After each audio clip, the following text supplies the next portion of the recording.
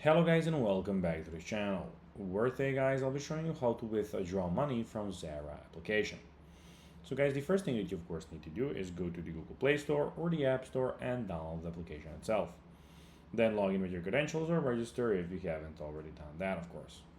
But now guys, let's see how you can actually go and withdraw money from the Zara application. So unfortunately you cannot withdraw money directly from the Zara application to your bank account or another payment method. If you're expecting money from a returned or canceled order, Zara automatically refunds it to the original payment method you use, such as your credit or debit card or PayPal. There is no withdraw button in the application. If your purchase was made with a Zara gift card, any refund is credited back to the same gift card or a replacement, of course, virtual gift card voucher if needed. Gift card balance cannot be exchanged for cash. So keep that in mind.